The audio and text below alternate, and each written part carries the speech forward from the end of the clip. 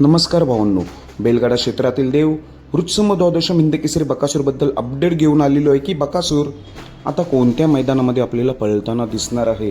बरेच दिवस आता गॅप होते, बरीच चर्चा रंगतोय की बकासूर कधी दिसणार. सोशल मीडिया असो, व्हॉट्सअप, यूट्यूबच्या माध्यमातून बरेच कमेंटद्वारे सारखे विचारतो. मी बरेच जणांना कमेंट करत सांगित आलेलो आहे, पैरा देखील सांगितलं आहे आणि कोणतं मैदान देखील सांगितलं आहे. पण आता मी फायनली व्हिडिओ बनवतोय. तर भावांनो, आता आपला बकासूर 1 तारखेला पळणार आहे.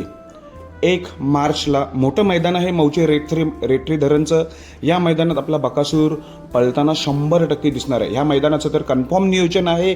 रेटरी धरण मैदानाचं कदाचित 28ला देखील असू शकतो. अजूनपर्यंत नियोजन कन्फर्म नाही. म्हणजे म्हणायचं तात्पर्य एवढंच की 28 आणि 1ला, पण जास्त करून 1ला कन्फर्म पळणार आहे. 28 अजून नियोजन काही फिक्स नाही, पण तुम्हाला मी 1 तारखेचं फिक्स नियोजन आहे तेच सांगतोय.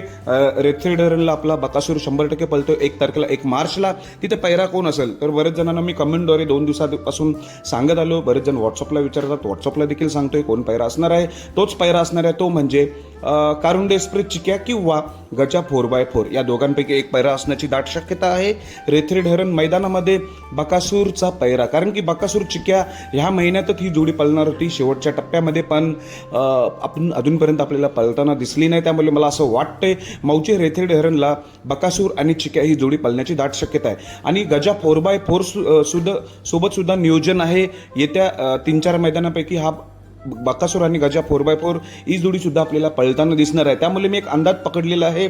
बकासूरचा पैरा मौजे रेथरी धरण मैदानामध्ये कारुंडे एक्सप्रेस चिक्या किंवा गजा 4x4 या दोघांपैकी असण्याची दाट शक्यता आहे. तोपर्यंत आपल्याला वाट पाहावी लागेल. आजची तारीख 26, अजून 2 दिवस गॅप असणार आहे. बकासूरला आराम असणार आहे, तेवढं चांगलंच वाटतंय.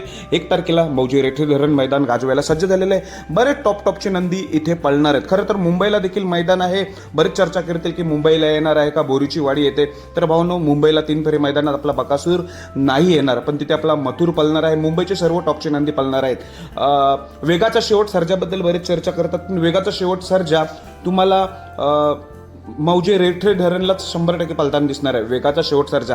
बरेच जण कमेंट करतात सर्जा कधी आहे, सर्जा कधी आहे. त्यांच्यासाठी मी सांगतोय वेगाचा शेवट सर्जा मौजे रेटरी धरण 1 मार्चला 100% पळणार आहे.